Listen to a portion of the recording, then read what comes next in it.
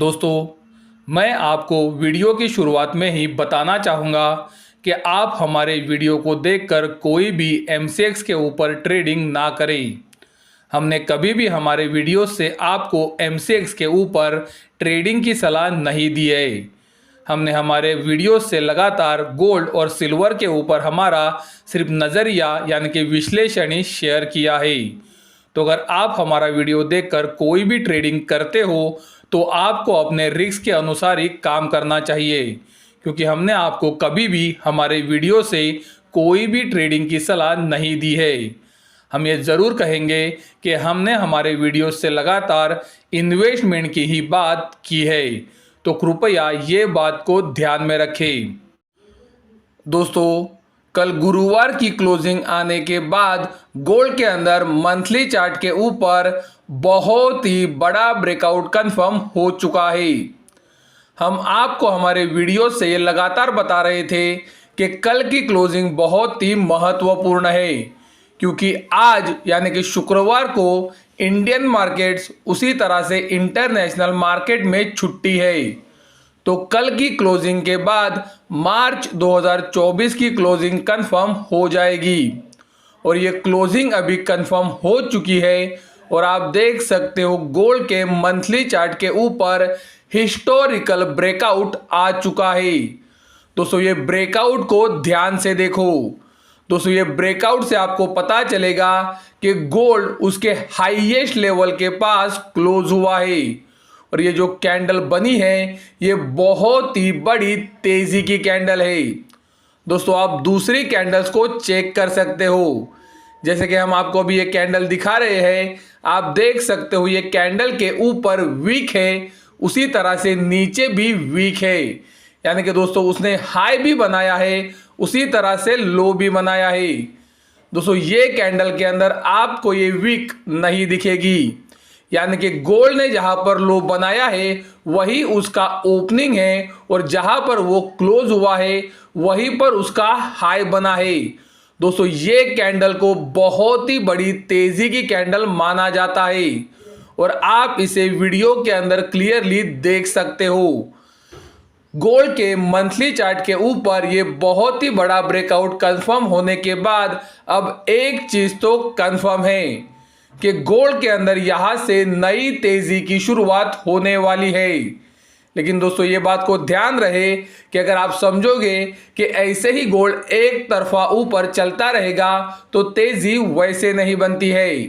Gold के अंदर correction and कंसोलिडेशंस भी होंगे, लेकिन अभी गोल्ड के अंदर नए ट्रेंड की शुरुआत हो चुकी है, और हमने हमारे मेंबर्स को ये बताया है कि हमारे गोल्ड्स के अंदर टारगेट क्या है। तो अगर किसी को हमारे गोल्ड के अंदर के टारगेट्स को जानना है तो आपको हमारे चैनल का मेंबर जरूर बनना चाहिए।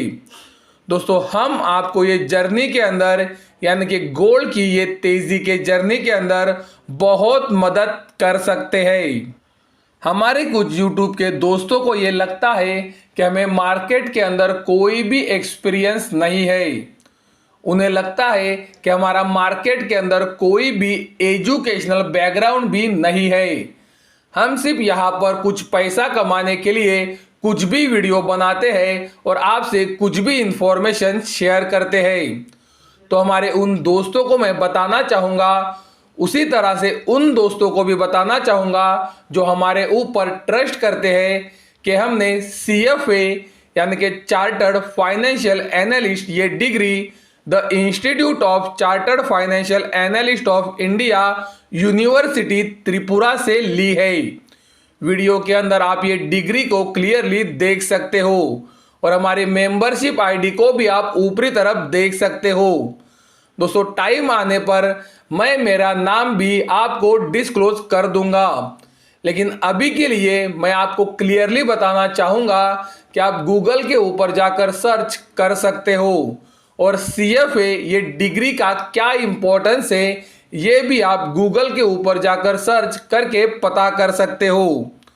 हमने CFA के साथ ही आप देख सकते हो master of investment and financial analysis ये डिग्री भी the institute of chartered financial analyst of India university Tripura से ली है। Master of investment and financial analysis हो या फिर CFA हो, यानी कि चार्टर्ड फाइनेंशियल एनालिस्ट की डिग्री हो। ये दोनों डिग्री हमें हासिल हुई है 4 मार्च 2013 को, और ये दोनों डिग्री हासिल करने के लिए कम से कम 1.5 साल का समय लगता है। यानी कि दोस्तों, इससे आपको एक बात तो पता चल गई होगी कि हम 2011 से ये मार्केट के अंदर काम कर रहे हैं और हम एजुकेशन भी तब से ले रहे हैं। तो दोस्तों, अगर किसी को डाउट है कि हमें मार्केट के अंदर एक्सपीरियंस नहीं है और मार्केट के अंदर हमारा एजुकेशनल बैकग्राउंड नहीं है, तो ये हमारे दोनों डिग्रीज है और डिग्रीज के ऊपर आप डेट्स भी देख सकते हो जब हमने ये हासिल किए हैं। दोस्तों, मैं आपको फिर से एक बार बताऊंगा कि अगर किसी को डाउट है तो CFA ये डिग्री को आप गूगल के ऊपर सर्च कर सकते हो। आपको पता चल जाएगा कि CFA ये डिग्री का इम्पोर्टेंस क्या है। मैंने CFA यानी कि चार्टर्ड फाइनेंशियल एनालिस्ट ये डिग्री हासिल की है, इस वजह से कभी भी हमारे वीडियो से ये दावा नहीं किया कि हमारा ही एनालिसिस हमेशा सही रहता है। 100% छोड़ो दोस्तों, मैंने 70%, 80% या फिर 90% एक्यूरेसी की बात भी मेरे वीडियो से नहीं की है। और इसका कारण यह है कि मुझे पता है कि आज जिस कारण से गोल्ड के अंदर तेजी बन रही है, 2 दिन के बाद इसी कारण के ऊपर गोल्ड गिर भी सकता है।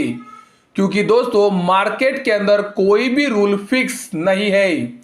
अगर मार्केट के अंदर फिक्स रूल के ऊपर काम होता तो हर कोई पैसा बनाता, और अगर हर कोई पैसा बनाता तो पैसा गवाता कौन? दोस्तों, मार्केट के अंदर कोई पैसा गवाएगा तभी तो सामने वाला पैसा कमा सकेगा। दोस्तों, ये सिंपल चीज को आप ध्यान में रखो। चलो अब गोल्ड के मंथली चार्ट के ऊपर फिर से एक बार चलते हैं। तो जैसे कि हमने आपको बताया, गोल्ड के मंथली चार्ट के ऊपर बहुत ही बड़ा हिस्टोरिकल ब्रेकआउट कंफर्म हो चुका है। तो यहां से आपको सिर्फ एक बात को अभी ध्यान में रखना है कि गोल्ड के अंदर जो भी गिरावट आएगी वहां पर आपका नजरिया इन्वेस्टमेंट के लिए खरीदारी का ही होना चाहिए। गोल्ड के अंदर ये हिस्टोरिकल ब्रेकआउट क्यों आया है दोस्तों, इसका कारण हमें अभी पता नहीं चलेगा, लेकिन जैसे कि हमने आपको बताया है कि कुछ कारण हो सकते हैं, और उनमें से एक कारण हमने आपको बताया था कि स्वीडन ने नाटो अलायंस को ज्वाइन किया। इसके ऊपर हमने स्पेशल वीडियोस भी बनाए हैं और आपको समझाने की कोशिश की है कि स्वीडन का नाटो से जुड़ना क्यों गोल्ड के लिए महत्वपूर्ण है और ये कारण क्यों हो सकता है जिस वजह से गोल्ड ने बहुत ही बड़ा ब्रेकआउट दिया है। दोस्तों, और एक कारण हो सकता है कि अमेरिका की सेंट्रल बैंक फेडरल रिजर्व ने, आप देख सकते हो, बहुत ही बड़ा लॉस कई सालों के बाद 2023 में रिकॉर्ड किया है। आप वीडियो के अंदर क्लियरली देख सकते हो, 2023 के अंदर 114.3 बिलियन डॉलर का लॉस फेडरल रिजर्व को हुआ है। दोस्तों, फेडरल रिजर्व तो अमेरिका की सेंट्रल बैंक है। अगर सेंट्रल बैंक को ही लॉसेस हो रहे हैं तो आप सोचो छोटे बैंक जो अमेरिका के अंदर काम करते हैं उनकी हालत क्या होगी। और ये इसी वजह से हो रहा है क्योंकि इंटरेस्ट रेट हाईएस्ट लेवल पर है, और ये जितना समय हाईएस्ट लेवल पर रहेंगे अमेरिका के अंदर आने वाले समय में प्रॉब्लम्स जरूर आएंगी। इसी तरह से आपने ये न्यूज़ भी सुनी होगी कि इजराइल ने अमेरिका के अंदर उसके डेलीगेशन को भेजने से मना कर दिया है, क्योंकि अमेरिका ने यूएन के अंदर गाजा वॉर के अंदर जो वोटिंग चली थी वो समय पे इजराइल को सपोर्ट नहीं किया। आप सबको पता है अमेरिका और इजराइल बहुत ही अच्छे दोस्त थे, उसके बावजूद भी अमेरिका ने उन्हें सपोर्ट नहीं किया। इस वजह से इजराइल ने डेलीगेशन भेजने से मना कर दिया। तो क्या इजराइल और अमेरिका के अंदर आने वाले समय में प्रॉब्लम्स आ सकती है, ये भी शायद मार्केट सोच रहा होगा। अभी जो आप वीडियो के अंदर देख रहे हो ये कमोडिटी का इंडेक्स है। आप देख सकते हो 2020 के बाद 2022 तक एक बहुत ही अच्छी तेजी ये कमोडिटी इंडेक्स के अंदर बनी है, और उसके बाद एक बहुत ही अच्छी गिरावट आई और अभी कंसोलिडेशन से ये कमोडिटी इंडेक्स ब्रेकआउट दे रहा है। अगर कमोडिटी इंडेक्स ब्रेकआउट दे रहा है तो इसका सीधा मतलब ये है कि कमोडिटीज की कीमतें ऊपर जाएंगी। और आप सबको पता है कि अगर कमोडिटीज की कीमतें ऊपर जाएंगी तो वो इन्फ्लेशन साथ में लाएंगी। दोस्तों, आप में से बहुत सारे लोग बोलेंगे कि अगर इन्फ्लेशन ऊपर जाएगा तो फेडरल रिजर्व जो अमेरिका की सेंट्रल बैंक है वो इंटरेस्ट रेट को बढ़ा देगी और इंटरेस्ट रेट बढ़ने के कारण गोल्ड की कीमतें नीचे जाएंगी। लेकिन दोस्तों, हमने आपको यही वीडियो के अंदर एक न्यूज़ भी दिखाई है जहां पर फेडरल रिजर्व को अब तक का सबसे बड़ा लॉस हुआ है। और ये लॉस इसी वजह से हुआ है क्योंकि इंटरेस्ट रेट पहले ही बहुत ऊपर आ चुके हैं। तो सिर्फ आप सोचो कि अगर फेडरल रिजर्व यहां से और इंटरेस्ट रेट बढ़ाएगा तो फेडरल रिजर्व के लॉसेस कितने बढ़ेंगे। फेडरल रिजर्व अमेरिका की सेंट्रल बैंक है और अभी जो इंटरेस्ट रेट चल रहे हैं उन्हें अगर उसके ऊपर बहुत बड़े लॉसेस हो रहे हैं तो इंटरेस्ट रेट बढ़ने के बाद क्या होगा। दोस्तों, अमेरिका के अंदर बहुत ही बड़ा प्रॉब्लम आएगा और आप सबको पता है कि अगर अमेरिका के अंदर प्रॉब्लम आएगा तो वो डॉलर इंडेक्स के लिए अच्छा संकेत नहीं होगा।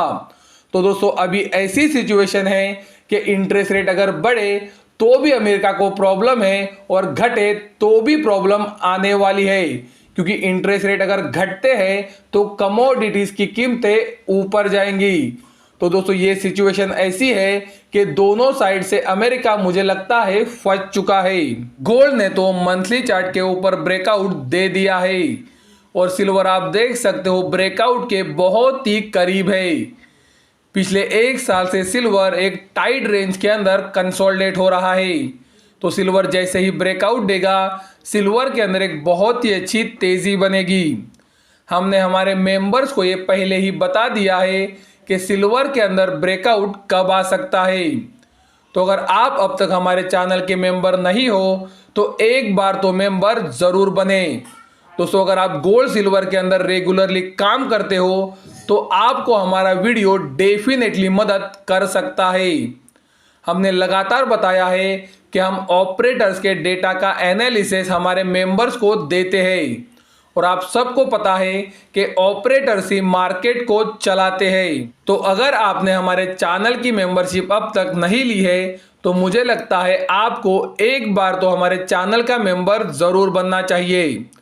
अगर आपको लगता है कि हमारा डेटा आपको मदद कर सकता है तो आप हमारे चैनल की मेंबरशिप कंटिन्यू कर सकते हो। और अगर आपको लगता है कि हमारा डेटा आपके कोई भी काम का नहीं है तो आप हमारी मेंबरशिप को कैंसिल भी कर सकते हो। लेकिन दोस्तों, मुझे लगता है कि हमारा जो डेटा एनालिसिस हर शनिवार को मेंबर्स के लिए आता है वो आपको मदद ज़रूर कर सकता है और हमारे महीने की फीस सिर्फ 600 रुपये है। दोस्तों, अगर आप गोल्ड सिल्वर के अंदर रेगुलरली काम करते हो तो आपको पता है कि महीने की फीस 600 रुपये बहुत ही कम है, लेकिन आपको जो डेटा मिलेगा वो आपको बहुत ही मदद कर सकता है, ऐसा मुझे अभी भी लगता है। तो ये वीडियो आपको कैसा लगा हमें कमेंट द्वारा ज़रूर बताएं। अगर वीडियो पसंद आता है तो वीडियो को ज़रूर लाइक करें, चैनल को सब्सक्राइब करें और वीडियो को अपने दोस्तों और पहचान वालों के साथ शेयर करना ना भूलें ताकि ये जानकारी आपके साथ उनको भी पता चल सके। वीडियो देखने के लिए धन्यवाद। Thank you.